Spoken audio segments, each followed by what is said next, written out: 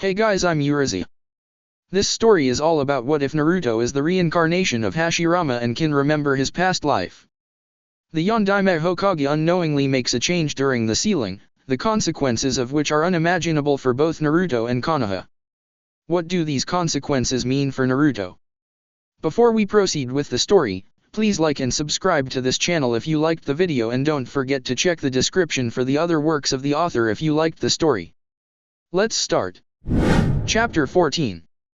The sun was setting, causing its light to wash balefully over the landscape, casting the two men standing on the top of the gorge into sharp relief.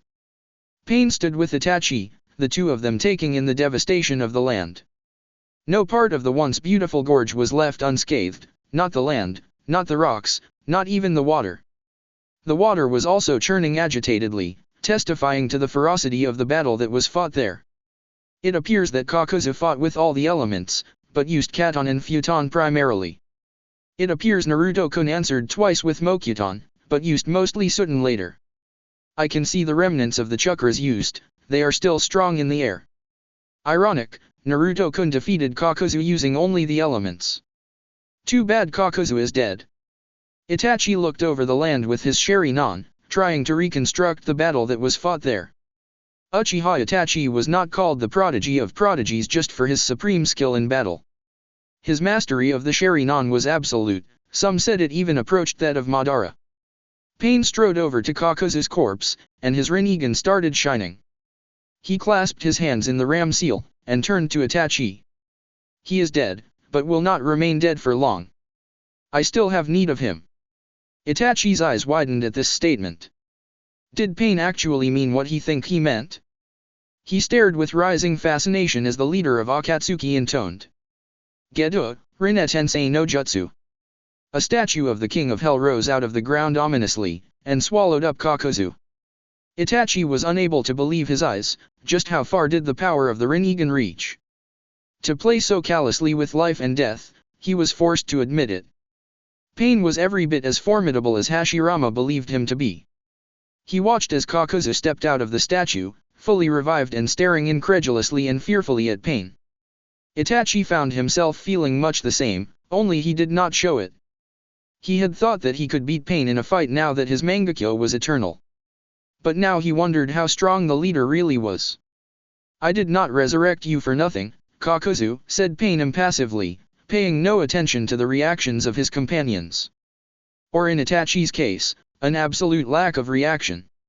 What did you learn in your battle with Uzumaki Naruto? I can see the chakras that were used in this place. Kakuza schooled his stunned expression back into one of indifference, but his awe did not escape Itachi's trained eyes. Itachi noted that Kakuza did not have 5 hearts this time, but only his own. You pulled me from death, how is that even possible? And why don't I have all my hearts? Kakuza asked. Pain's eyes narrowed slightly, but he answered. That is not your concern, Kakuzu. Just know that I am outside life and death. Now answer me, unless you want me to send you back. He said in a smoldering voice. Kakuza looked extremely taken aback at this threat. He knew Pain could carry out that threat easily. Fine. You want to hear how a boy barely in his teens destroyed me, I who have fought against even the Yondaime Hokage and lived? You had better be careful, Pain. I know nothing of how strong you truly are, but I can say the same about Uzumaki Naruto. I could not make him fight at full strength. All I know is this: only you, and possibly Itachi, can beat him. He can grind all the other Akatsuki to dust easily. We would have to be together to fight him and live. Let me tell you how the battle went. Kakuza stared with apprehension as he saw the multitude of trees descending upon him, burning ominously with the fire he himself had thrown. He observed that Naruto's skill with Mokuton was noteworthy, not quite at Hashirama's level but headed there rapidly. He noted that the trees that rushed towards him seemed somewhat more potent than Hashirama's own trees. His Jiengu lashed out in all directions, seeking to cut through the mass of burning trees descending on him, succeeding partially. Once again, it was his Jiengu against Mokuton, and once again he was being overwhelmed. Frustration took over Kakuzu as the hundreds of massive trees converged on him like vengeful serpents, burning gleefully. He evaded most of them, but one tree snaked behind him and branched out forcefully, catching him off guard. His arm was torn off, but he had ways to repair that. His arm was stitched back by his most powerful technique, with it he was practically unkillable. He saw Naruto smiling as the wood release raged about him unabated, seeking to destroy completely. But he could not keep this up for long, the trees were too large and he had to use powerful body flickers to evade them. One of his hearts gathered wind chakra on a massive scale and another heart ignited it with a powerful fire technique. Fire blasted in all directions from Kakuza's position, a deluge so hot that it actually melted most of the trees around him. He could see Naruto frowning, and letting the remaining trees merge back into the earth. He sighed in relief. Mokuton was too hard to counter effectively for someone who was not Uchiha Madara. It did not matter, though. He had a good idea of Naruto's skill with Mokuton with the use of that single technique. Now to escape alive from this battle. He snarled as he suddenly hit the earth face first, his jaw breaking from the impact. The boy was a little too skilled with the Shunshin. Stitching himself back to normalcy, he furiously attacked the boy with Taijutsu, but it was in vain. He received his second surprise of the day. This was like fighting Hashirama and Madara at the same time. The boy obviously was a prodigious sensor ninja, and had Hashirama's grace and strength. Kakuza's every punch was effortlessly parried and his kicks were cleanly evaded, it was almost careless. His deadly hair tentacles dug into the earth, trying to pierce his opponent and augmenting his taijutsu, but it was of no use. Every attack was evaded, and returned to him with deadly force. He grunted as Naruto caught his punch in a deadly grip and broke his arm at the elbow joint. The boy's speed was very high. He could only watch as Naruto without pause caught his other wrist and slammed an elbow into his chest, then crashed a knee into his abdomen and fluidly delivered a kick that sent him flying several hundred yards away. He took back his right heart, pouring his complete chakra into the Katon and Futon hearts. Time to overwhelm his opponent with his strongest fire technique. Hato Hato Arashi. He yelled and the air heated up completely for half a mile in all directions, a prelude to an unbelievable fire technique. He saw the ground shaking, and cracks appeared everywhere around Naruto. For a large distance around them, the air itself began catching fire, the heat was so intense that the ground itself started melting. Kakuza smirked nastily, and formed the ox seal to release the full power of the technique. The air turned white hot and Kumo stead spontaneously, deadly white fire blasting the entire gorge all at once. There was no way the boy would have escaped from this technique, no way. A technique was a manifestation of supremely hot fire for a few moments, but devastating in its effect. He let his massive firestorm die down, observing the damage done to the area. All the water in the gorge was gone. The ground was glass for half a mile in all directions, testifying to the power of the technique. Kakuza slowly walked towards the huge cloud of smoke drifting from Naruto's direction, sure that his opponent was probably a smudge of ash by now. He couldn't be more mistaken, for as the smoke cleared he saw something impossible. Absolutely impossible.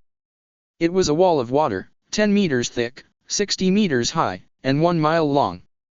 Kakuza stared at the miraculous technique, unable to believe his eyes. He saw Naruto standing behind his water wall, holding his palms out. Kakuza cursed fervently. There was no way his fire technique could have gotten through a water wall this thick.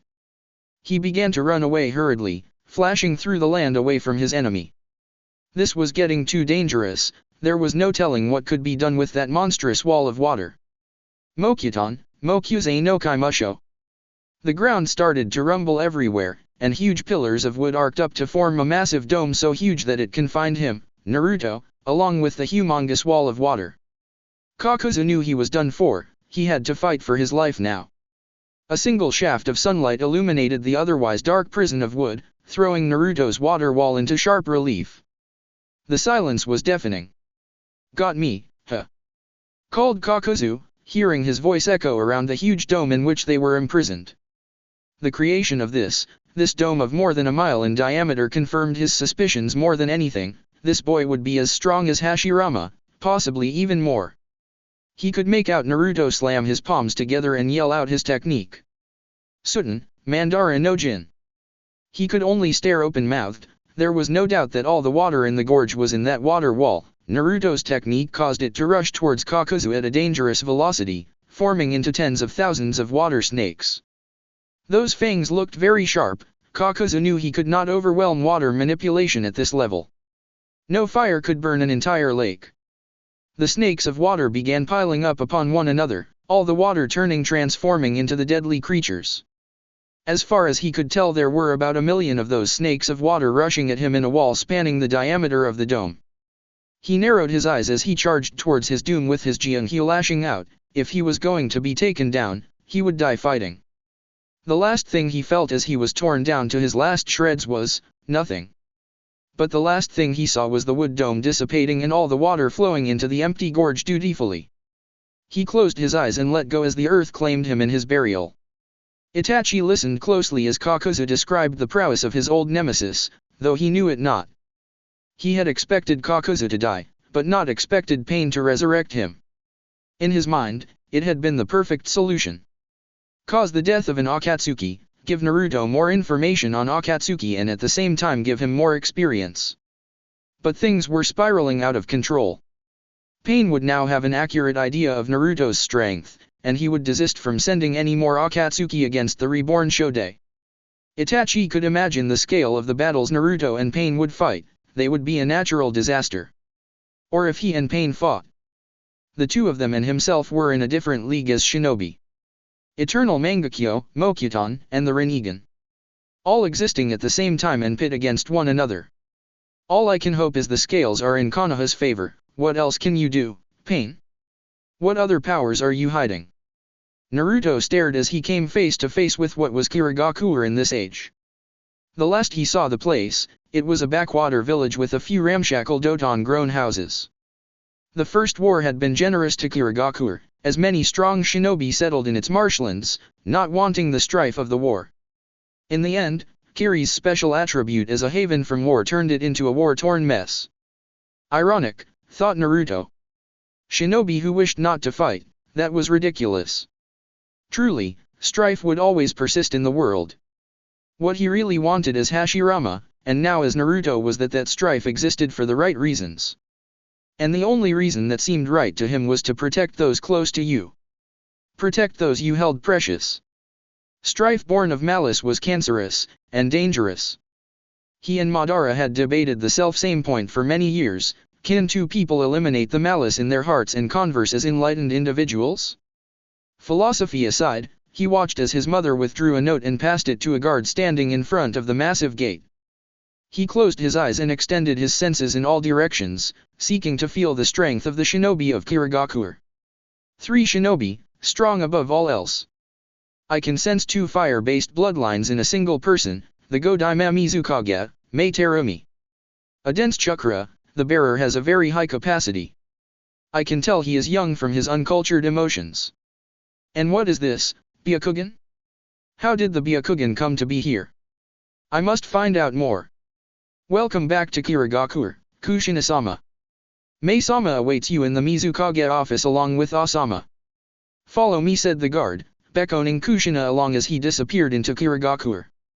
Naruto kept his senses at full alert as he followed his mother through the village. They had been attacked one too many times during this journey.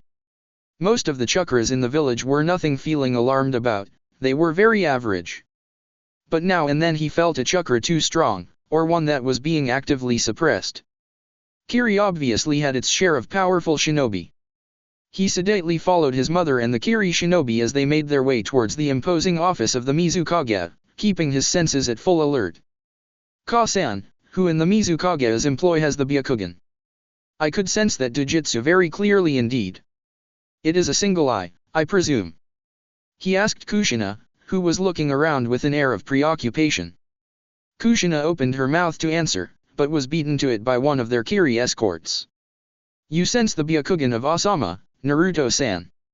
I know he got it as a conquest of war, but do not know much else about it. Naruto nodded at this. There was not much he could do about it if it were a conquest at war, at least not openly. The Byakugan was an extremely coveted dojutsu of Konoha, and this was the only time someone had actually succeeded in taking those eyes from their true owners. They paused as they reached a beautifully carved wooden door in the corridor. The sheer amount of chakra that filled the room that lay beyond convinced him beyond doubt that it was the Mizukage beyond the room. He watched along with his mother as their guard tapped the door twice and announced them. The door opened slowly and the guard beckoned them inside. Kushina eagerly ran inside, throwing decorum to the dogs as she flew into the arms of somebody Naruto could not see. To the left of the hugging duo stood a man with spiked hair and obscured eye. This must be the that everyone talked about. Kushina slowly disengaged herself from her hug to reveal a vision of beauty. Naruto had to admit he had not seen a woman more beautiful in both of his lives, so stunning was her form.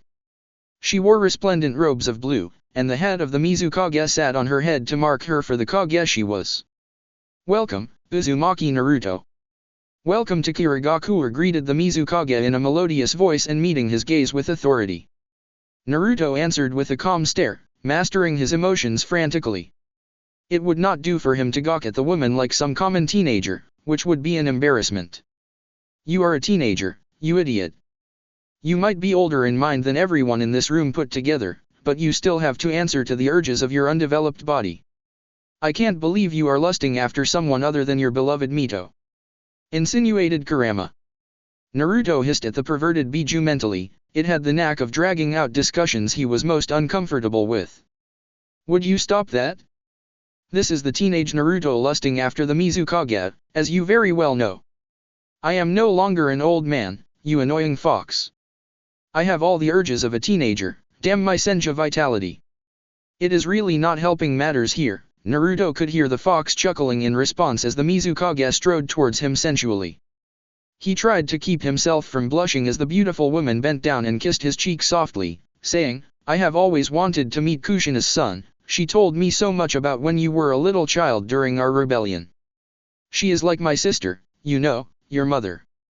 Those years during the war made us closer than even family." He inclined his head slightly, showing respect in the gesture as he noted the resemblance between his mother and Mei Terumi as they stood together. It was not their faces that held the greatest resemblance, nor the features of their bodies. No. It was their chakras that burned almost identical to each other, bearing the Uzumaki potential for longevity in it. "Thank you, Mizukage-sama, I had not known you were this close with the ruler of Kirigakure," said Naruto with some amazement. Kushina smiled but suddenly lost her smile as she turned to Mei. "Did you get Sasuke-kun? We sent him ahead with a clone, is he alright?" asked Kushina frantically. Ah stepped forward and reassured Kushina soothingly, "We received your Uchiha, Kushina-sama, and he is under care from some of our foremost medical experts. His confinement and triggering of the cursed seal has had some unknown effects on him. He will have little to no control over his emotions. Our mind readers will penetrate his psyche for any dash." "No," said Naruto firmly. Ah, Mei, and even Kushina looked at him with surprise on their faces. "No. I appreciate the friendships between the three of you, but I will not allow someone of other nationality to look at the mind of Konoha shinobi." Kushina shook her head desperately. "Naruto, you do not know what damage Sasuke may have sustained. Please, lay aside your loyalty to Konoha and let us go to the aid of Sasuke-kun."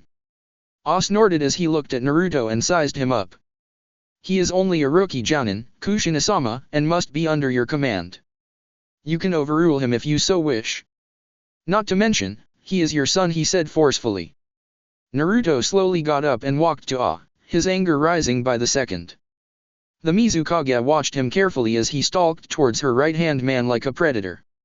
"Quiet, thief. You know nothing about me. Ka-san, please request the Mizukage to yield Sasuke to me now, I can heal him just fine," said Naruto as he stared balefully at the occupants of the room. Something did not smell right to him here. Mei and Ah were exuding emotions of anxiety and trepidation. But what amazed him was his mother. She too felt anxious and on edge. What was going on here? Naruto rounded on Kushina when he was faced with these emotions and stony silence. "I should have sent Sasuke back to Konoha after I defeated Kakuza. I sent him here on your insistence. Why do you hesitate to ask for Sasuke to be returned, Ka-san? Boy, you understand nothing of these matters, they are far above you. Leave it to the us, young boys have no place in matters that decide the fate of nations. Leave now, or else." Snarled Ah, and Naruto felt the anger in the man.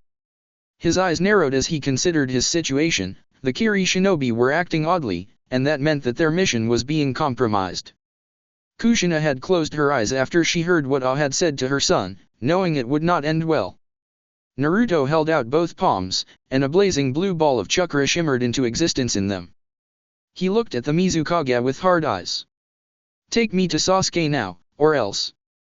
Blue light cast everything into sharp relief as Naruto held the Rasengan in each hand, looking impassively at the leader of the mist. Naruto could not believe what was happening. These were the people his mother trusted? Was her judgment truly so weak? Any act of aggression upon our Mizukage will be considered an act of war, brat. Do you really want to bring war down upon Konoha so early after it coasted over the last one? So selfish? He shook his head. Naruto stared at the man with disbelief. You refuse to return Sasuke to us, and you accuse me of not sitting back? Why do you wish to poison our relationship so fast? I trust you, Mizukage-sama, to an extent. And that too only because of Ka-san. I will not extend that courtesy to you anymore if you insist upon this foolishness. I will not hesitate to attack you if you do not comply with my demands. Bring me Sasuke now, said Naruto loudly. The Mizukage gave him a long stare, and nodded to Ah. The one-eyed nin grunted and motioned for Naruto to join him, Naruto allowing the Rasengan to fade out of existence with a flick of his wrists. He followed Ah, his chakra rearing in readiness for battle. One wrong move, and he would make them pay. No one would take his family from him and escape. No one. Kushina sat back heavily upon a seat opposite Mei, a few tears leaking out of her eyes. Mei sighed as she saw Naruto being led out by to Sasuke. The process should be over by now, and the plan would go one step further. I hate lying to him, Mei. I hate that I am betraying him every single day, that I am made to betray him every single day. You should never have made the deal with him. I would be better off. Do not say it, Kushina, said Mei quickly. Please do not say it. There was no way I would let you be taken away from us, not after what you had done for Kiri. I would have made a deal with anybody to bring you back. But him, he is different. It would be folly to oppose him, Kushina. Perhaps you can find a way to work around his instructions. Kushina lowered her eyes and replied softly. I have managed to work around a few things, you know. His instructions to me were very specific and they did induce many loopholes. I am using them to keep much from him. I am trying hard, Mei. But it's really hard to imagine what will happen when Naruto learns what I am doing to him and Konoha. The Mizukage remained silent, knowing her platitudes would never really succeed in cheering Kushina up. Indeed, she felt enormous guilt for putting her in this position. If only she had not agreed out of pure desperation to that man's offer all those years ago. She remembered the day this fiasco had begun, the day they were hardest pressed by the forces of the Yondaime Mizukage, Yagura.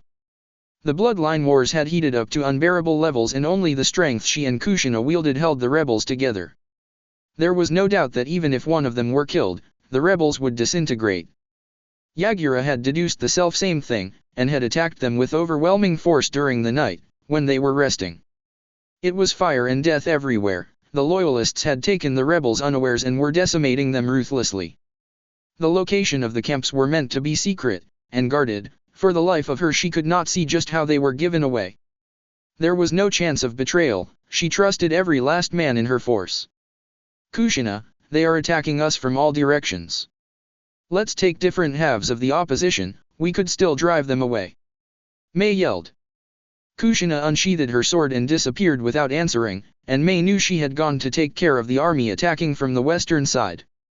Without hesitation she rushed to the eastern side, intent on annihilating the fools Yagura sent to oppose her. This was the problem with ninja who were Kage level and beyond. Unless opposed by ninja of the same caliber, they could not be stopped. She knew that her strength was more than enough to deal defeat to those who opposed them today. The sight of the misfits who attacked them confirmed this more than anything else. They were just missing Nin. With no warning or prelude she unleashed enormous water dragons and fire dragons to meet the opposition, causing elements that were opposed to each other to work together in a rare harmony. Fire dragons burnt the ninja where they stood, and water dragons crushed them mercilessly, and still she did not relent. Waves upon waves of lava erupted from where she stood, simply swallowing up the poor fools who were no doubt served up as fodder. Mei started as she saw her lava release drive back the rogue missing Nin. An enormous explosion tore through their camp, destroying everything in its path and creating a large mushroom-like cloud of dust, She too was thrown forcefully into the ground, protected only by the vitality of her Uzumaki body. As the dust cleared, she saw the broken bodies of shinobi everywhere, both rebel and loyalist. She shelved the sorrow that threatened to overwhelm her completely. This part of her army was completely annihilated. The shinobi under her were loyal beyond belief, and she felt as if a part of her was dead. She got up and ran forwards hurriedly, intending to see how Kushina was faring. After a few body flickers, she stood near the epicenter of the explosion and saw two people fighting furiously. She saw Kushina attack her opponent with her trademark Kenjutsu, but Mei saw that her strength was flagging. Kushina's opponent wore a black cloak with red cloud designs, and his face was obscured by a hood. That was all could be seen of his features, but Mei could see how effortlessly he blocked Kushina's strikes with his own katana. It was as if he could anticipate any strike from any direction, and his strength exceeded Kushina's. Kushina would not win this battle. Before she could make a move, she felt herself being pulled forward by some unknown force. The stranger caught her by her collar, and the next thing she knew, she was hurled into the ground with terrific force. She groaned with pain, knowing that multiple bones were broken and there was no way she could join in now. She watched as the stranger drew back his sword and slashed at Kushina. The might of the blow was unnatural. Kushina was hurled several yards away and her sword was shattered. Mei could not believe it. Kushina was superior in technique, but the man was superior in some other unknown way. He moved like he could not be defeated. Mei watched as the man appeared in the air above Kushina and thrust his sword through her stomach. Tears ran down her eyes as she saw her best friend impaled by some unknown sword, wielded by an unknown fighter. Kushina was undoubtedly dead. Her chakra could not be felt anymore. Kushina would never see her little son again. Mei felt agony at this. Her closest friend's family was now torn apart in every way possible. Kushina was killed in a land that had little to do with her, and she would never see that son she loved so much ever again. Slowly she staggered up and assumed a battle stance. She would either kill this stranger, or be killed. Amazing. You can still fight after being hit by that, Mei Terumi. I wish to join your forces, said the stranger in a deep voice. Mei stared at him, unable to believe the stranger's words. He had killed much of her forces, and he said he wanted to join in? You killed them all. You killed Kushina. I will kill you, she said in a cold voice, gathering every last drop of chakra in her body. The stranger waved his hand in a dismissive gesture, and she could actually feel the disdain he emanated. No one can kill me. No one is strong enough to kill me, not since. Here his voice faded, but picked up soon enough. I will make a deal with you, Mei Terumi. Listen carefully. No deal, snarled Mei, and moved to attack him but was thrown back forcefully into the ground again. The stranger appeared next to her, looking down impassively. Keep quiet and listen. You must agree I am worthy enough to join your cause, yes? At least by measure of strength. He asked. Mei was beside herself by now. What cause? She snarled. You have put back the bloodline supporters by several years. These were our most loyal people. How dare you mock me after killing everyone that matters to me, you dash. I can bring them back, he said, causing Mei to shut up. I can bring them all back. I will do so if you let me join your army, he said to Mei, who stared with her jaw hanging open. But she believed him, for some reason she believed him. Decide quickly, he said, walking to the side. To her, there was no choice. She would do anything to get her teammates and army back, for she would do anything to have people like them beside her. Mei sighed, looking at Kushina and coming out of her reminiscences. The stranger had kept his word, all right. But he had done more than just that. Much more. She remembered the day she had given assent to the stranger's plan. It was since then that things had begun to go out of her control. They won the war, the rebels of Kiri. They had won the war with the assistance of that strange fighter.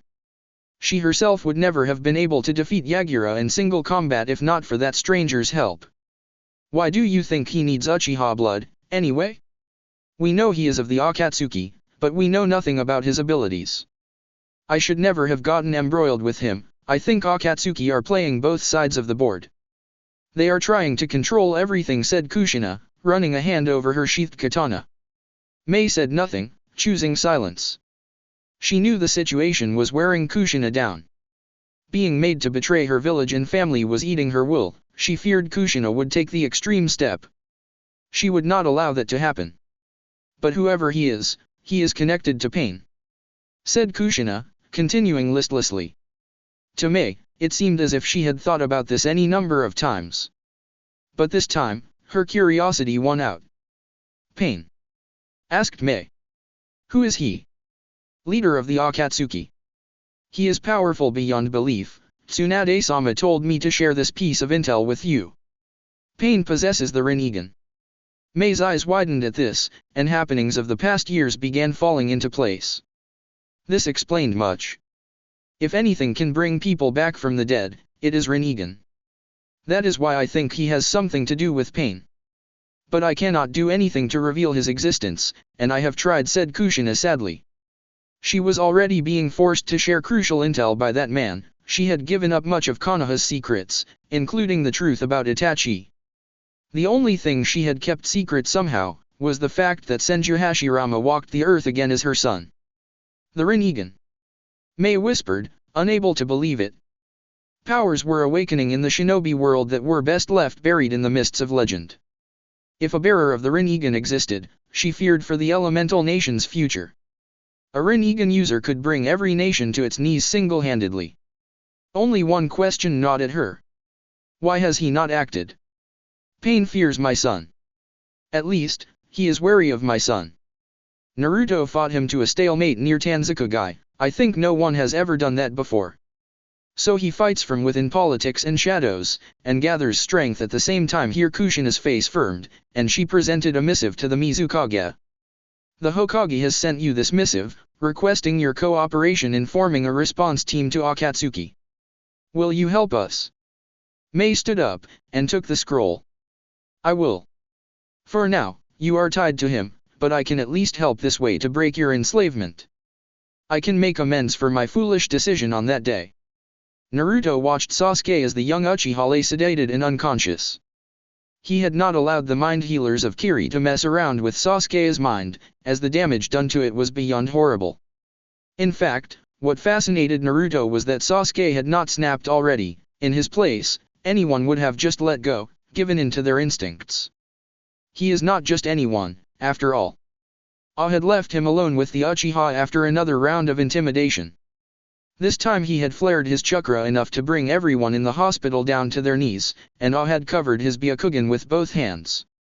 But Naruto had sensed in the man no real malice, only a need to protect. He could relate to that, but not at the cost of his own. Two medics remained to observe him. He had let them, of course. Two evil influences fought for Sasuke's insanity, his Mangekyo Sharingan, and his cursed seal. Not to mention the trauma Itachi had put him through. Naruto formed a complex series of hand seals as he molded chakra into its healing form. Yin chakra to contain the Mangekyo's darkness till Sasuke is strong enough. Only my Yin chakra can overcome the Mangekyo's power. Yang chakra to wipe out the remnants of that disgusting cursed seal. Mokuton chakra to strengthen his eyes, and to stave off blindness for a much longer time. I will heal you, Sasuke. His palms shone green, and his already green eyes seemed bright like living embers as he laid his hands upon the prone Uchiha. The medics watched with round eyes as Naruto used all the talent of his previous life to split the flow of his chakra into 3 streams. He wove Yin to overwhelm the malice of the Mangekyo Sharingan, and simultaneously he rooted Yang chakra to ruthlessly crush Orochimaru's trickery. Then, exactly as he did for Mokuton, he fused Yin and Yang to create life. Life he granted to the deteriorating eyes of Sasuke. He could feel Sasuke healing in multiple ways as he continued. Slowly, he let the healing recede as his job was completed. Sasuke would be near normal the next time he woke, and they would leave for home soon enough. He had no doubt the missive would have reached the Mizukage. His mother would have seen to that. He could sense Sasuke's vitals stabilizing, and his chakra was healthier than ever. Now it was up to Sasuke to control his emotions and his eyes. Things in the shinobi world were boiling, and the nations were stirring. His sense of urgency to complete this mission was increasing. Even at the cost of modesty, he had to admit one thing: only few people could truly oppose him, and Akatsuki numbered high among those few. Pain was a real threat, a very real threat. He had to grow as strong as he was as Hashirama to safely oppose someone like the leader of Akatsuki. This war with the Akatsuki won't be like the war between the Senju and Uchiha. That war basically boiled down to me and Madara. This time, the entire shinobi world will be involved. I feel it. I must prepare in earnest for what Akatsuki will bring down upon us. The flaw was made from within, there is no doubt about it. Someone in Konoha's barrier core created that hole so they could smuggle Sasuke-kun out.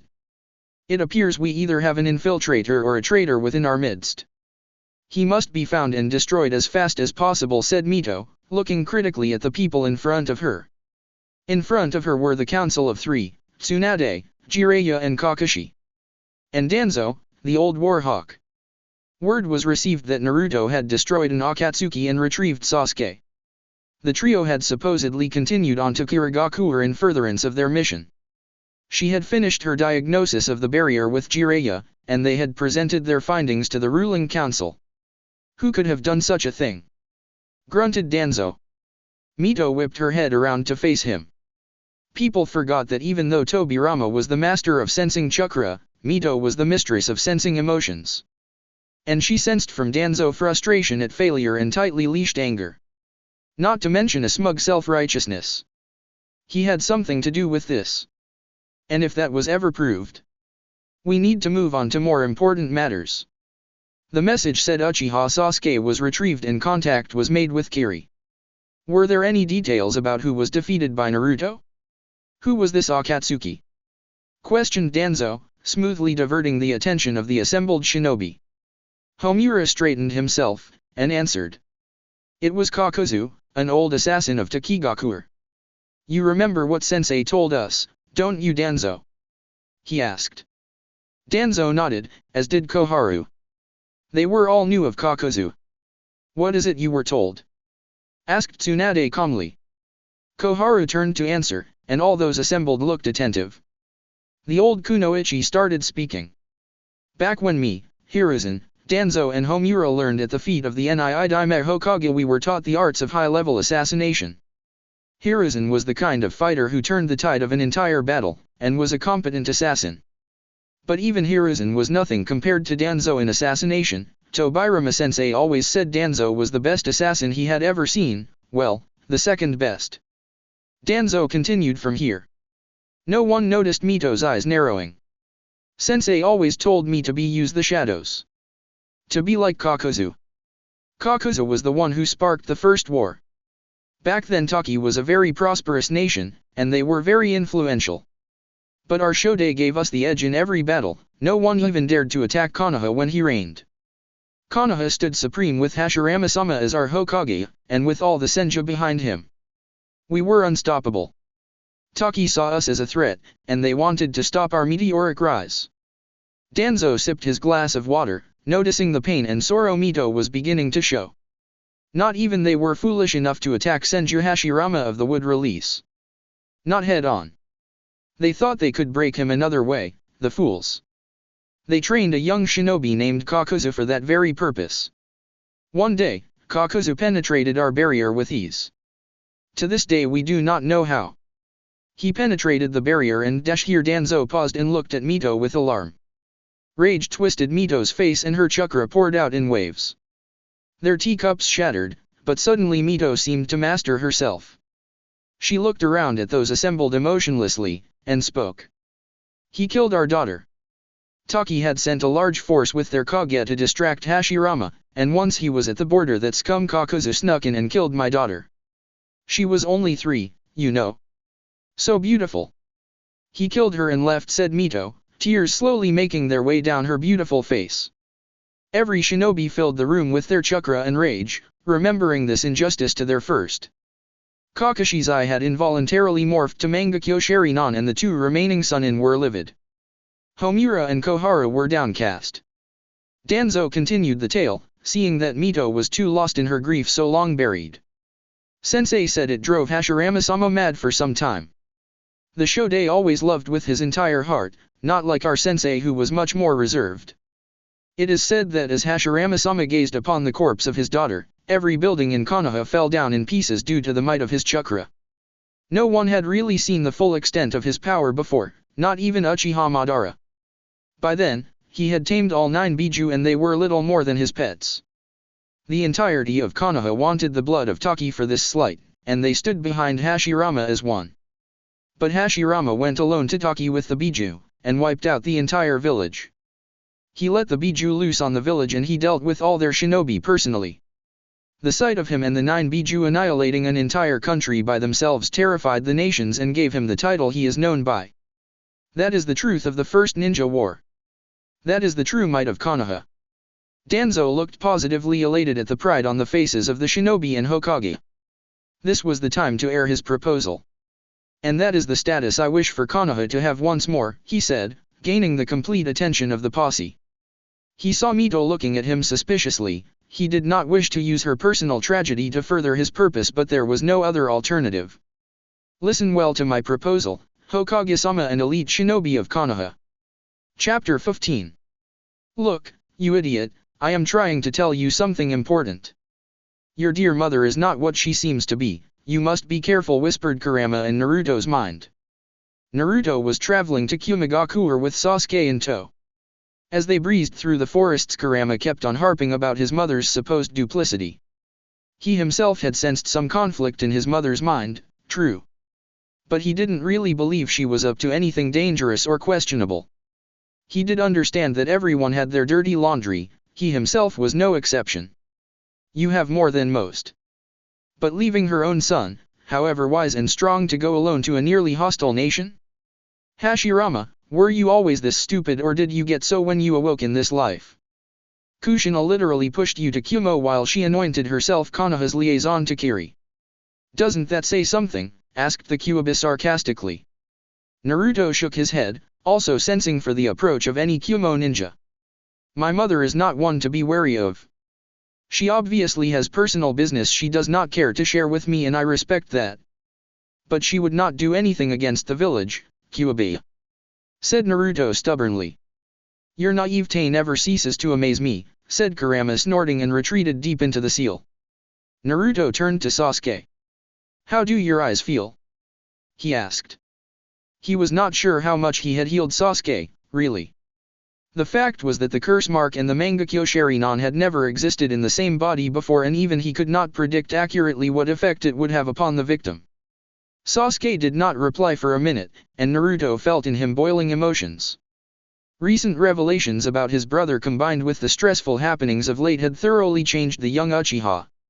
My eyes feel good, thank you, said Sasuke. Naruto's eyebrows rose. This was remarkable. Sasuke was actually thanking people. A sign of hope, mused Naruto. After traveling in silence for quite some time, Sasuke spoke up once more. Why is everyone targeting me?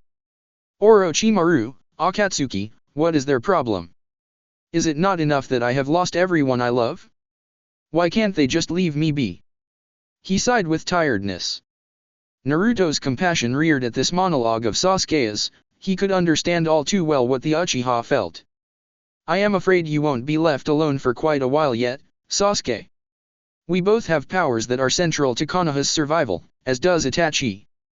The Hokage, me and Mito, you, Kasan and Itachi, we will be in the center of happenings in the shinobi world for many years to come. Do not be sad, Sasuke, he said, noting the depressed nature of Sasuke's mind. Depression was possibly the worst thing any shinobi might experience. Their way of life was already depressing, additional burden may well break a shinobi. He had to head this off immediately. We are alive in a beautiful time. Our way of life is harsh and demands many a sacrifice, but we can change the world completely if we so wish. Learn from your brother, Sasuke. Aspire to be like him, to sacrifice without expecting anything in return. To kill with compassion, to protect your dependents with everything in you. That is a true ninja in my opinion, said Naruto. Sasuke thought on this for some time, and then smirked. When did you get so wise, Dobe? When you were busy emoing yourself into oblivion, you team. Replied Naruto without missing a beat. The duo smirked together and continued with renewed vigor. For once Naruto felt not the age of Senju Hashirama, but like a kid his age should be. I should do this more often, bantering with Sasuke is a good way of centering myself, he thought happily. Consorting with Uchiha. Though I must admit, that runt Sasuke's brother is someone I can respect, rumbled Kurama. Mito-sama, I am afraid Danzo actually has a following.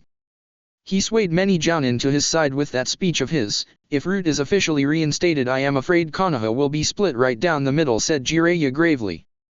The two were walking down the garden Naruto had created during his first meeting with Mito in this life. Surprising them all, Danzo had asked for reinstating the Root division of the Umbu. Many shinobi thought he would ask for weaponizing Naruto Uzumaki or Uchiha Sasuke. Or even worse, both. His speech was very stirring and the reasons he gave were actually valid. If Root had the clandestine support of the administration, then it could use its anonymity and freedom to carry out missions even the Umbu could not. My husband would never stand for Danzo's brutal training, Jiraiya.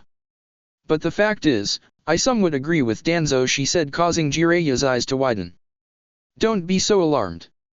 If we can convince him to drop or at least lessen his emotion wiping, the Root will be a great resource for Konoha. Hiruzen, I think, was a little too hasty in disbanding that division, she finished. Jiraiya frowned, thinking it over. I still don't think Naruto will ever stand for Root's reinstatement. Neither would Minato, nor will I. Ninja are human, Mito-sama, we are not emotionless killers. I would prefer Konoha not to sully itself with Danzo's atrocious schemes, he said strongly. Mito sighed. Leave it be, Jiraiya. I will defer to my husband's decision in this matter. Has your spy network uncovered any news of Akatsuki? Rumors only, Mito-sama. Akatsuki seem to be getting ready for some sort of mission, and they are beginning to establish a small township of their own in Iwa. I am afraid they are beginning to become a concrete entity instead of some obscure organization of criminals. Orochimaru is gathering missing nins at Otagakure, and Takigakure has Akatsuki presence. Ame is closed to all foreign shinobi, he listed off. Then I guess you received the same intel about Suna as I did? Asked Mito. Jiraiya nodded. If you are talking about Suna trying to retrieve their Jinhira key from Kumo, then yes. Akatsuki might have a hand in that move, but I doubt it. I think Suna is acting separately from Akatsuki this once. Now that Naruto is going there, I think our alliance with Kumo will be rock solid. No one in Suna can beat our Naruto, he said, proud of his godson. Of that we can be sure, agreed Mito, as they used the Shunshin to gracefully enter the village. Do you really think this is wise, Pain? Asked Itachi as they casually walked towards the hidden village of Cloud. Pain was striding forward purposefully, his robes fluttering in the fierce wind that was whipping up in the forest. Itachi did not think that they would escape unscathed if they were to execute this plan. Yes, Itachi. Akatsuki needs the Biju eventually, and we cannot have Suna making a move on the Ichiba Jinhira key so soon. What we can do, however, is capturing Ichiba and Niba when they are both in the same place and then keep them in captivity, and then get ready for the sealing technique. Itachi gave an infinitesimal nod, and continued his walk. Kumo was home to many strong ninja, and he wondered how they were to penetrate the tight defense and capture Sabuku no Gara. I assume you don't want to infiltrate the village? Asked Itachi, sure of Pain's answer. The man had a deep-seated belief that he was God, and acted the way he perceived a god should act. Sure enough, Pain replied. I am God, Itachi. God needs no deception to accomplish his aims. We simply attack Kumo, extract the Jinhira key and get back to base. If they stand in our way, I will have to annihilate them, declared Pain. I cannot warn Naruto or Konoha of this development, thought Itachi sadly. He would have to kill many Kumo shinobi today to maintain his cover, for no one could stop him and Pain together. If I am forced to use my Mangekyo, the only result will be a bloodbath. If Pain really uses his Rinnegan, then the only result will be a natural disaster. Either way, Kumo faces destruction today. Even the Raikage will be unable to stop us both, he thought. He had made quite a few friends among Kumo Jounin during his Umbu years, and it would tear his heart to kill them. I only hope my reputation will at least make them cautious. That's far enough, said a voice determinedly, causing Naruto and Sasuke to halt. Naruto had sensed the interceptor quite some time ago, and he assumed they were being analyzed and watched. The chakra he sensed was familiar but was accompanied by two other unfamiliar chakras. "Hello, Yujito-san. Nice to see you so soon after the tournament," he greeted pleasantly. Suddenly, three ninjas stood before them in a shunshin. Accompanying the Nibijin hierarchy were two ninja he did not recognize. "I am Darui, Jounin of Kumo, and this is Killer B, brother of the Raikage. It seems you have already met Yujito, so, what is Uzumaki Naruto doing in our territory?" asked the now identified Darui lazily. Naruto immersed himself in the chakras of the two and smirked. The Raikage had sent out his strongest ninja in case Naruto proved to be a threat. "I am here as a diplomatic representative of Konoha, and with a missive to your Raikage from the Hokage. Please escort us to Kirigakure," Darui-san said Naruto formally. While he was never formal with anyone in his other life, it paid to respect customs. "Who's the brat, yo?" exclaimed Killer B pointing at Sasuke. "Uchiha Sasuke," grunted Sasuke and went right back to his brooding. Naruto stared straight at B, however, flaring his chakra. He could sense the Biju within B respond to his power with a spike of its own chakra, and he recognized it immediately. "That's Gyuki, isn't it, Kurama? I can sense that he is at peace now. Odd, he was the most violent of all of you back when you were all with me. His Jinhiriki must be extraordinary," thought Naruto with wonder. "Yeah, it's Gyuki. That moron, he always got the oddest Jinhiriki. Do you know once when we were young, he was sealed into a hyena? The thing couldn't stand so much chakra, so it died after a short while. I believe Gyuki got his stoic sense of humor after that. He'd had enough laughter for a lifetime," recounted Kurama. Naruto burst into laughter at the tale, causing everyone to glare at him. Gaining control of himself rather fast, he continued his interaction, still breaking into smiles every time he looked at B. "Is there a problem?" asked Darui sternly. Naruto shook his head. "No, not really, Darui-san. I just remembered a joke, please don't take offense." "Yo. Why are you all here when you could tremble in fear?" "In front of my brother, the Hidden Cloud's master, we," yelled B. Expressions that said they were long-suffering the bad rap of B appeared on the faces of his comrades. "Forgive B's bad rap, Naruto-san. But he makes a good point, you know. Shall we proceed to the village? It is already time for patrols to change and our shift is over," said Yujito. Naruto nodded and the five ninja shot forward in their shunshins like blurs, racing towards the village of Cloud. A dozen minutes later they stood in front of the Raikage's office, and Naruto admired the beautiful glass paneling of the buildings here. It made it seem as if the entire village were a mass of beautiful jewels due to its reflective properties. The military organization of the village was admirable, having crisp organization and sound hierarchy. It could respond well to most threats at a moment's notice. Naruto saw a lot of things Konoha could emulate from the Cloud Village. It would benefit from an alliance with this village. "Uzumaki Naruto and Uchiha Sasuke to see the Raikage on behalf of Konoha," announced Darui. The sexy secretary looked Naruto once over and nodded, ushering them in. Naruto stepped in with his guards and Sasuke, deeply sampling the chakra that saturated the room. The Raikage stood tall behind a desk, a very powerfully built man. Naruto could sense the vitality and power the man used and decided that he had the strength to be Kage. He sensed the curiosity and tension in the Raikage and concluded that the man was a shrewd but temperamental tactician. "So, you are Naruto Uzumaki, are you, brat?" questioned the Raikage in a deep voice of menace. Naruto nodded respectfully, and withdrew the missive. Sasuke just watched from the background, his shrewd eyes observing and evaluating. "A missive for you, Raikage. Konoha extends its friendship to your nation at this juncture, and I am sure you have thought of it as well. It is time to put aside our nation's histories and work together towards a common goal," declared Naruto, handing the missive to the secretary, who read it in a few seconds and whispered to the Raikage. Naruto sat patiently through it all, observing the Raikage calmly. He could sense Sasuke's apprehension increasing as the Raikage's face grew angry. He didn't flinch as the Raikage appeared behind him in a flash of blue and his body began to emit Raiden chakra in enormous quantities. "You brat! How dare your village demand all our Jinhiriki in your so-called strike force? Do you have any idea what it is you are asking? I refuse to share our Biju with Konoha, you milk-fed little toddler. roared the Raikage. Here the Raikage's chakra practically exploded on Naruto, causing exasperated looks to appear on his subordinates' faces. Sasuke seemed amused at Naruto being called a milk-fed toddler. Naruto himself was quite amused with the Raikage's juvenile insult. He had never ever been insulted that way, and really, he found it quite funny. His mouth twitched as he looked at the Raikage who towered over him. "Fool! What kind of a messenger are you? You dare laugh at me?" snarled the Raikage. Naruto controlled himself, and replied, "No, Raikage. Would you please get your chakra down a bit? It's impressive, but I don't think we need it in a meeting between nations." Yugito and B winced as the Raikage appeared with blinding speed above Naruto and slammed him into the ground with terrific force.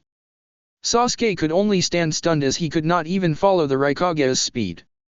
"That's for telling me what to do in my own office, you loud-mouthed brat." "This meeting is over," said the Raikage. The crater that housed Naruto glowed a faint green before a voice spoke up. "Not really, Raikage. I am not called God of Shinobi for nothing, you know," said Naruto standing up nonchalantly.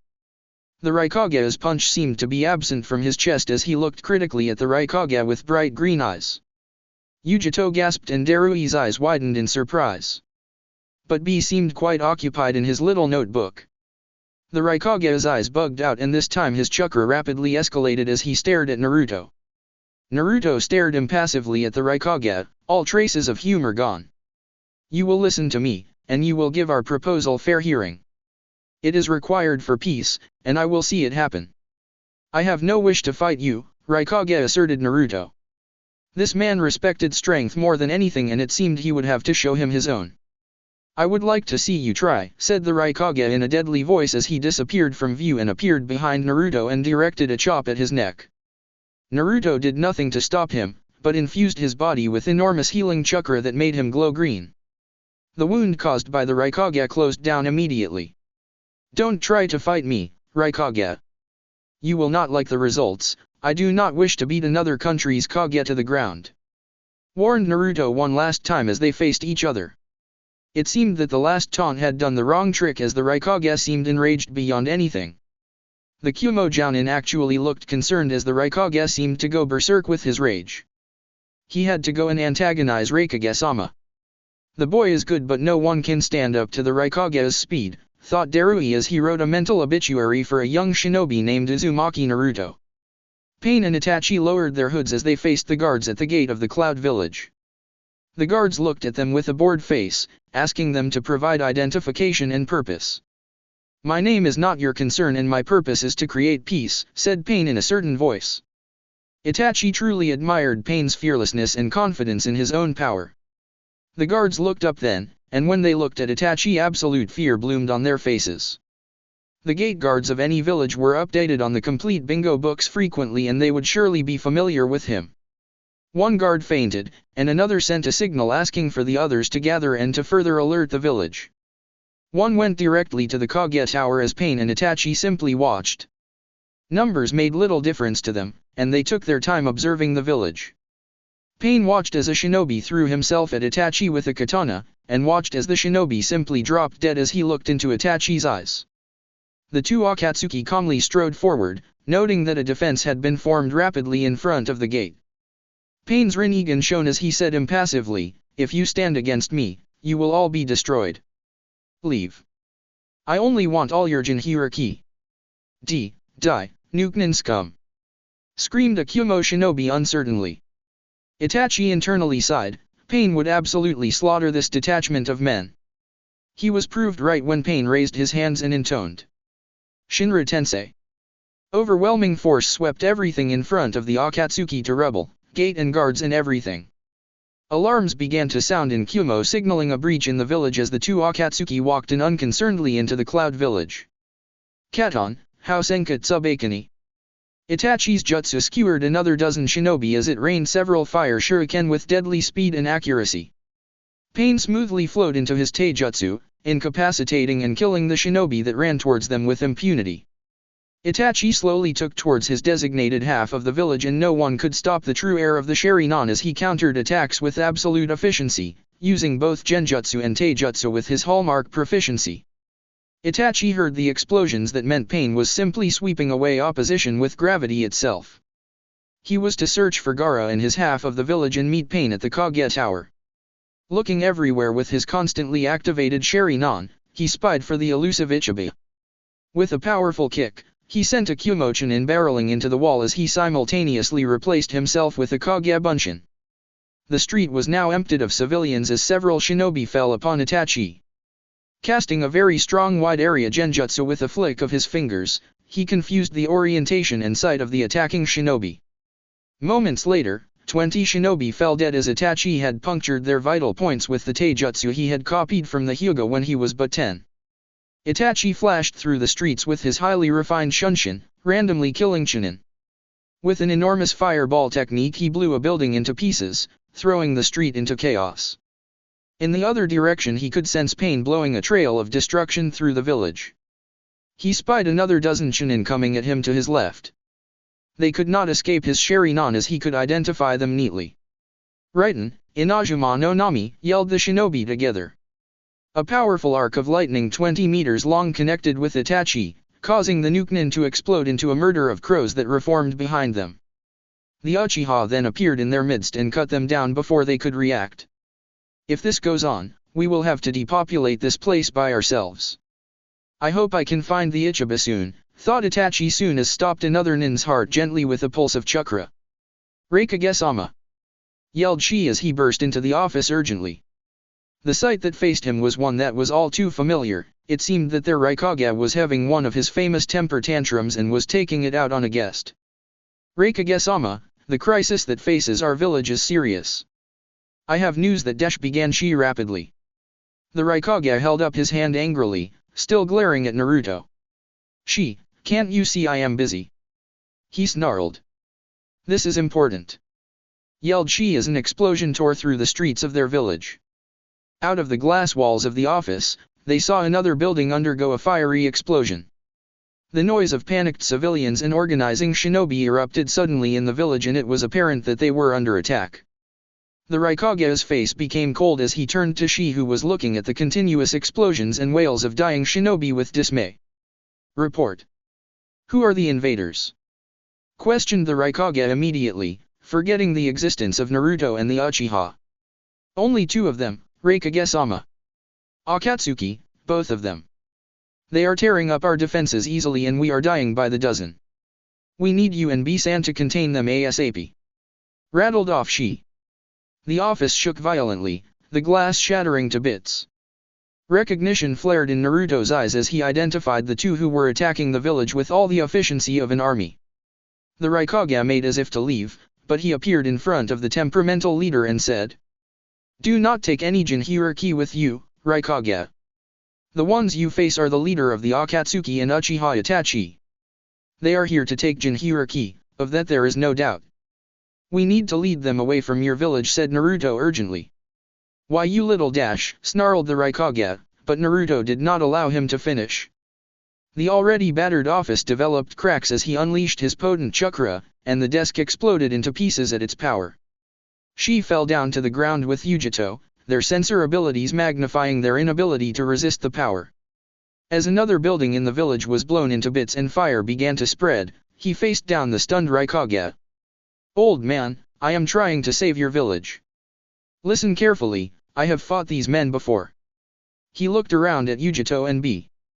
"Do not come out, B and Yujito-san. Sasuke, do not confront your brother. This is not the time for that confrontation. Do not argue." He shouted angrily, noticing the mutinous expression on Sasuke's face. He flared his chakra even more in preparation to fight Pain and Itachi simultaneously. "This will be hard, Hashirama. The Rinnegan birthed me and the Sharingan controlled me. Both those eyes are beyond dangerous. Be careful," cautioned Kurama. Naruto gave a mental nod, and a physical one to the ones in the room. "Raikage, this is my duty. Itachi is a Konoha Nukenin and I have to deal with him personally. I will have to accompany you on this," said Naruto as his chakra did not stop rising. His relief increased as the Raikage nodded, and the two of them disappeared to the central square of Kumo where both their opponents had joined up again. "Where is the boy?" asked Pain, looking at Itachi who seemed unscathed. All the Kumo shinobi seemed to be organizing a new assault on the invaders, so they were left untroubled for now. "Not in my sector," replied Itachi coolly, his Sharingan observing the spies riddled everywhere.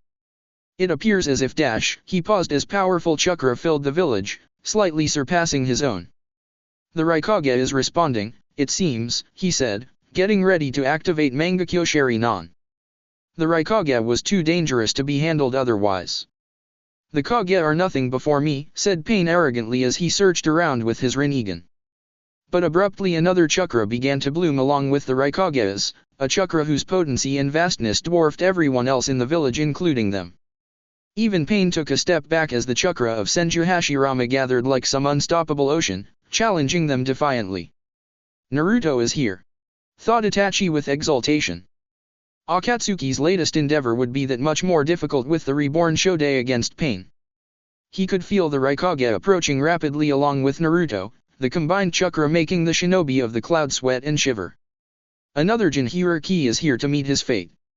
"We capture Kyuubi first then," Itachi said. Pain. Itachi was no longer sure they could do that. The fight with Naruto would have to be real as his cover was of utmost importance. They rushed to meet their opponents, paying no regard to the ninja who feebly tried to attack them. Pain just blasted them out of the way. "One way or another this village is destroyed," thought Itachi. "No mere village can contain the damage of opponents like us meeting in battle." With two rapid body flickers, Naruto stood in the main square of the village with the Raikage. He could see shinobi lining the buildings and walls and could feel them drifting around the village evacuating the civilians and children. He turned to the Raikage and said, "You take care of Itachi. I will take care of the other one. Be very careful, Raikage. You do not want to underestimate the Uchiha," warned Naruto, causing the Raikage to scoff. Naruto heard the faint displacement of air and turned to face his greatest opponent for now. "Turn back now, Pain. Turn back now, and I might spare your life. I will protect my allies and village no matter the cost." "Go," said Naruto impassively, not really expecting for his request to work. The Raikage however was incensed at the sight of the two who had marayu'd through his village. "I will make you bleed, Itachi. How dare you attack my village and dare to face me? Traitorous scum like you should never have the fortune to die at my hands," he snarled. Itachi did not even look at the Raikage, instead choosing to stare at Naruto. Pain was doing the same and they completely ignored the Raikage. "This time, you are ours, Naruto Uzumaki. Submit to God's judgment and save yourself suffering. This is my final warning," said Pain as he clasped his hands in the serpent seal. Naruto's eyes widened as he sensed the otherworldly chakra Pain was creating with that seal. "This man does not play around," he thought as he scoffed at Pain. "You, a god? Don't flatter yourself. You may have the eyes but you know nothing. I will teach you the difference between us," he said with resolve. Killing Pain would be hard enough, but with Itachi maintaining his cover it would be nigh impossible. But he could drive him away for now. Without wasting a single moment he attacked Pain with his favorite technique, Jukai Kouten, he said calmly holding up the half-ram seal. He could see the Raikage disappear from view and attack Itachi with unbelievable speed and power. Itachi would be hard-pressed to counter absolute speed of the Raikage combined with lethal Raiden techniques. Trees as large as the Hokage Tower blasted out of the ground in hundreds and rushed towards Pain, crushing everything in its path. Buildings were crushed to pieces as the rapidly expanding and branching trees rushed towards Pain with terrific force, and the Kumo shinobi leaped high to avoid early deaths. Pain's eyes glowed blue as he opened his clasped hands to reveal a ball of absolute blackness, which he sent floating high into the sky. The trees were almost upon him, nearly condemning him to a painful death when he shouted, "Chibaku Tensei!" Within seconds, the huge main square began to splinter and crack with sharp reports. Then with a huge rush the earth that made up the large area disintegrated with a huge sound and rushed upwards towards the black ball, taking the hundreds of trees with them. Naruto's eyes widened as even he was sent floating towards the black ball at an alarming pace. This is Rikoda's planetary jutsu. But it is far from having Rikoda's power behind it. Pain, you do not know what you are playing with. Yujito watched with terrified eyes as humongous pieces of the village of Kumo began floating upwards rapidly, attracted by the black ball Pain had thrown. Naruto himself was buried in the huge sphere that was forming up in the sky, shining like a small planet. Slowly, the debris and rocks stopped rising and a large crater stood where the main square of Kumo once was. This fight, it is beyond Kage level, she murmured, amazed at the techniques being used. She knew she could do nothing against the Rinnegan wielder, and nothing against Itachi who was easily matching the Raikage. He is countering Asama with very skilled genjutsu, said Darui, watching both battles for any opening. A seemed to attack Itachi with the speed of the yellow flash, but he never actually hit the rogue Uchiha who seemed to anticipate every place the Raikage would flash to. 8 says you don't need to worry about the Uzumaki. He says he is not yet dead, said B, for once coming out of rap mode. Yujito was stunned at that. Naruto was most likely dead, being buried under thousands of tons of earth did that to people. But the battle had not yet ended, for a rumbling sound was beginning within the huge earth sphere floating in the sky. It escalated to painful proportions as rocks were crushed within the sphere, causing Pain to narrow his eyes in frustration. With an unbelievably explosive report, the heavenly body created by Pain broke in half and fell to the ground, destroying a huge section of the village. Floating high in the air was a massive wood dragon, Naruto standing upon its head. The dragon began to shine silver as its creator slammed his palm together and shouted, "Mokuton, Ryako no Jutsu," and from the mouth of the wood dragon descended a huge beam of solid silver light that lent its brightness to the entire devastated landscape. "That is Hashirama's dragon light. I was hit by that once and it took me a week to reform," said Nabi, causing Yujito to gasp again. This was too much, no man should have such strength. She watched with her heart beating erratically as the two shinobi in front of her wielded powers that should never be. The dragon light descended with rushing force and slammed into the ground where Pain was standing with an explosion that rattled her teeth and sent shockwaves in all directions. When the huge cloud of dust cleared, it revealed Itachi standing over the prone form of the Raikage. Darui's expression became extremely alarmed, if Asama himself were unable to subdue the invaders. It also revealed Naruto staring down both Pain and Itachi as he stood upon his wood dragon. The detail in the structure of the dragon amazed Yujito to no end. She would say it was real with no hesitation save that it was made of wood. Naruto sighed as he saw Itachi defeat the Raikage. It seemed as if the eternal Mangekyo was a little too much even for the leader of the cloud. Only he had ever defeated an eternal Mangekyo user, but Itachi was different from Madara. In skills and sheer genius, Itachi surpassed Madara, who in Naruto's opinion was an embodiment of power. Itachi had both enormous skill and power. "So it comes down to us three," murmured, looking at his two opponents. Pain extended his palm and announced in a deep voice, "Bansho Tenin." Naruto felt himself pulled toward Pain brutally and saw the Akatsuki leader pull out sharp chakra rods to pierce him. A few yards shy of death by impalement, he twisted in the air and kicked Pain with all his considerable strength, causing the Akatsuki to slam into the ground with terrific force. At the same time he heard Itachi's voice proclaim, "Amaterasu." A tree sprouted in front of him to take the brunt of the heavenly flames. Naruto winced as he felt the tree burn to nothing and stared at Itachi's eyes, looking at his eternal Mangekyo for the first time. And he gasped in surprise. He never knew that a Mangekyo could take on this shape, for sitting in the middle of Uchiha Itachi's red pupil was the symbol of the Uchiha clan. "Is Itachi the perfect Uchiha?" wondered Naruto. "Is he my counterpart from the clan of hatred? These are not trivial opponents, you idiot. To match both of them at once, you need to take them seriously. That Itachi fellow with the Uchiha Mangekyo is at least as dangerous as the Rinnegan wielder. I know that, Kurama. Mokuton, Hodai no Jutsu," said Naruto, and massive hands of wood burst out all around Itachi and Pain, seeking to crush them.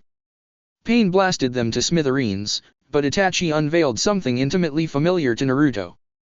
Golden fire materialized in front of Itachi and spread to form a huge skeleton of Chakra with 4 hands. In its 2 hands it bore legendary weapons, the sword of Totsuka and the Yata mirror. In the other 2 hands it held the fires of Amaterasu. "Looks like I will have to get serious," mused Naruto. "That is what I am trying to tell you, you overconfident moron," snarled the Kyuubi. With a single slash of the Totsuka blade, all of his invading wood hands were sealed into it permanently. Naruto watched as Pain appeared beside Itachi, who was wreathed with a still incomplete Susanoo. This time, he would not let pain go. With a roar, his wood dragon rushed towards the duo. Silver light blasted out of its mouth in a raging torrent as Naruto unleashed the dragon light once more. But it was to no avail as the beam split into two as it met the Yata mirror, and collided with the ground separately, causing debris to fly everywhere. Itachi met the onslaught of the wood dragon with the Yata mirror, which Naruto could not penetrate. Simultaneously, Pain appeared smoothly beside the large wood dragon and laid a hand on its body. Shinra Tensei. Naruto leapt off his wood dragon as it was sent careening into the distance, crashing through several buildings. This was getting ridiculous, he thought. The longer this fight went on, whatever remained of Kumo would get ground into extremely fine dust. As he looked around, he saw the devastation this fight had caused to the Cloud Village. It made the creation of the Akatsuki response force even more vital than before. It could only be hoped that the hot-headed Raikage would see sense at least now. But for now he would end the fight. He had to convince Pain to let up on his offensive for a time. The sky grew dark as he summoned his strength and intoned powerfully. Mokuton, Kami Soko. His chakra sang as he melded Mokuton to rise up from the earth, forming a huge wooden skeleton that encased him completely. He could see Itachi's stunned face as he created a Mokuton version of the Susanoo. He had created this technique specifically to battle the Uchiha who were so proud of their Susanoo wielders. This is my technique, the God Armor. I will warn the two of you again, leave. I won't hold back from here onwards as I don't have to worry about saving the village. The citizens are all safe and evacuated. You both are but children playing with things that should be left alone. Go back to your village. He abjured them. Tall words, said Pain, who had recovered from the momentary shock of seeing the Uchiha jutsu imitated by Naruto. I will tear apart the wood easily, Uzumaki, or Itachi will cut it to shreds. Submit to me or die, he said in a certain voice. I will strip this man of his god complex, resolved Naruto as he pumped his extraordinary chakra through the highly conducive god armor. His skeletal construct shone a blinding silver as the wood turned transparent, making it look exactly like the Susanoo. It even towered over Itachi's Susanoo as its own forearms began to manifest various weapons. The two upper arms bore enormous long swords of bright silver chakra, and blue chakra began to swirl in the palms of the arms below. Now for the hard part, thought Naruto as he caused Udama Rasengan to appear in the lower arms. The eyes of his Kami Soko began to shine with white fire as he turned to face a flabbergasted Itachi in Pain. I told you I would stop holding back, he said gravely as his god armor raised its swords and swung them towards Pain, the force of its slash ripping up the ground everywhere. Pain managed to repel the force slash with gravity manipulation and rushed towards Naruto, whose Kami Soko slammed an Udama Rasengan with terrific force at Itachi's Susanoo. I expected that, thought Naruto as a terrible explosion ensued once more. Itachi's Susanoo stood unscathed as it held out the Yata mirror. Naruto met the swing of the Totsuka sword with one of his own long swords, causing the air to ripple all around them. He slammed the remaining Udama Rasengan at the rapidly approaching Pain, but the Akatsuki leader held up his hands to meet the massive attack. You used Prita Path, just as I thought. Time to show you the real meaning of power, thought Naruto as Pain drained out the Rasengan with the Prita Path.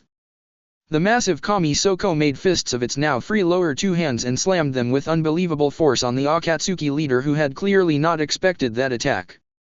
The already wounded ground exploded once more in a large circular explosion as Pain's body was crushed completely. He felt the life force of the fallen Akatsuki return to the real Pain far away. Itachi's Susanoo wavered and dissipated as he appeared next to Pain's now crushed body, gathering it easily in his arms. Before leaving, he looked at Naruto with his eternal Mangekyo and caught him with Tsukuyomi. Naruto released his god armor as he felt reality waver around him. This time, Itachi's genjutsu was very strong, he doubted he could break out without his Sage Mode or Kurama. Itachi's Tsukuyomi was now not a world of racing white and red. No, it was a bottomless black void they stood in, a void that would probably render the mind of the weak into pieces. Naruto turned as Itachi appeared in front of him with a whisper. Why did the two of you attack Kumo, Itachi? Though I think it will help in mobilizing the nations against Akatsuki. He shook his head as Itachi stared at him. It was fortunate I was here to stop Pain.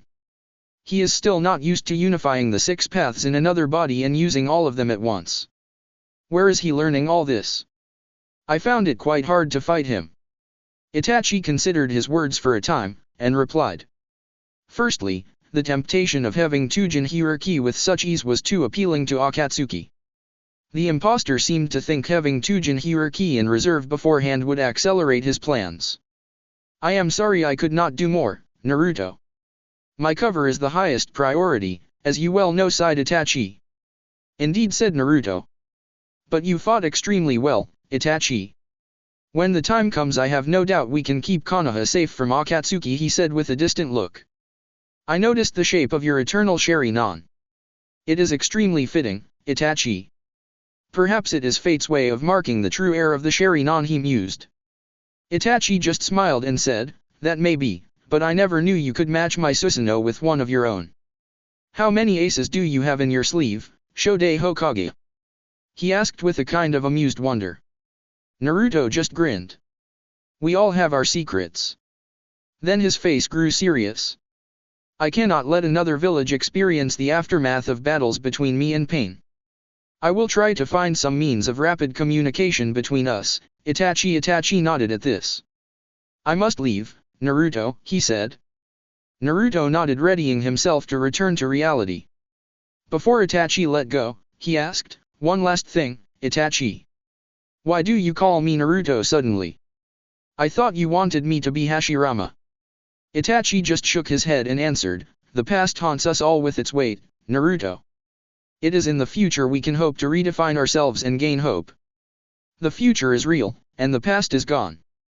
Naruto smiled wholeheartedly at Itachi's answer as the Tsukuyomi wavered and Itachi disappeared into the distance with the remains of Pain's Deva path. He understands. He understands completely.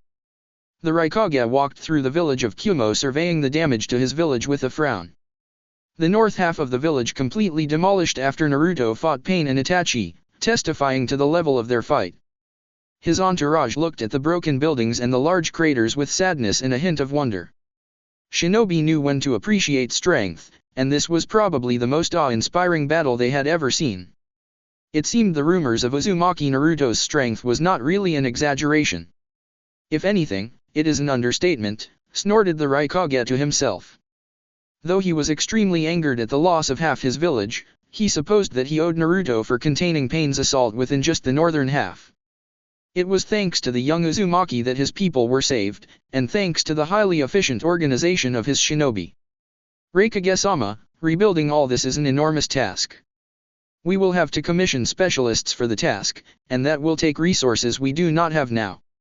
We will have to increase mission intake, said Darui lazily. I suppose started the Raikage, but was interrupted by the arrival of his guests.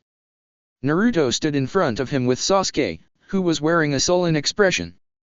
Naruto turned to survey the utter and widespread devastation his fight had caused, and said, I will construct the northern half as you wish it. Consider it a gift of goodwill from Konoha, Raikage. Naruto! Exclaimed Yujito as B sent him a thumbs-up sign. Naruto smiled at them but looked at the Raikage inquiringly. I seemed conflicted, but Naruto continued.